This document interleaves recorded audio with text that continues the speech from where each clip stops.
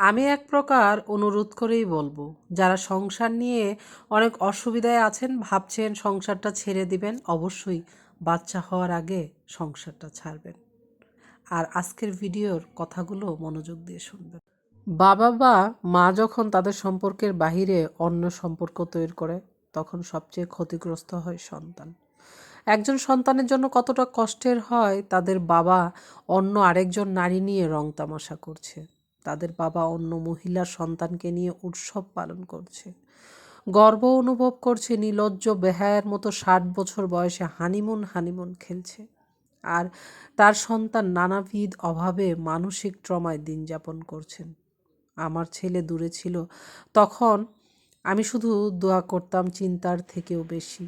আর এখন কাছে আছে, এখন আমার চিন্তা হয় বেশি, কারণ আমি কাছ থেকে ওর মন খারাপ, ওর বিধ্বস্ত চেহারা, ও মেজাজ খারাপ, ওর চোখের পানি দেখছি।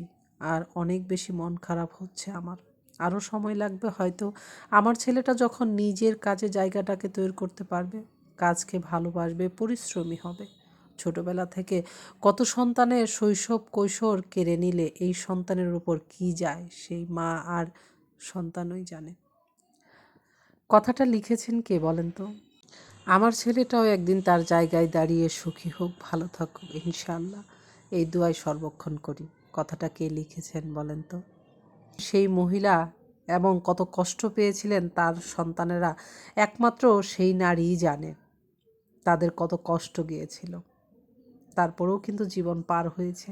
তবে সন্তানদের জীবনে সে আঘাতগুলো কিন্তু প্রতি ক্ষণে ক্ষণেই মনে হতে থাকে। আমি বারবার বলেছি, আমার অনেক গল্পেই বলেছি সংসার ভাঙা গড়া সন্তানদের অবস্থা, এবং একটা নারী ডিভোর্সের পরের জীবনটা কি হয় সেটাও বলেছি। আমার পেজে যারা নিয়মিত আছেন তারা জানেন। বারবার এর জন্যই আমি বারবার বলি, সন্তানদেরকে কষ্ট দিয়ে কোনো বাবা মা জীবনে সুখী হতে পারে না, বেঈমান বাবা মা ছাড়া। এবং সন্তানদেরকে কষ্ট দেওয়ার কোনো অধিকার আমাদের নেই।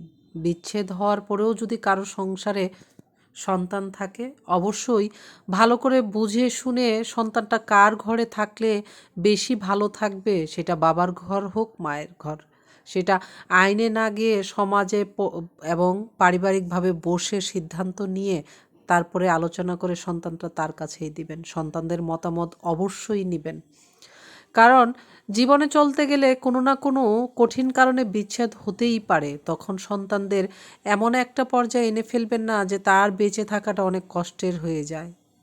তাই সন্তানের অনুমতি নিয়ে সে যেখানে নিরাপদে থাকে, ভালো থাকা মানে এই না ভালো খাবার ভালো কাপড়, সন্তানের মন ভালো থাকা সেটাও চিন্তা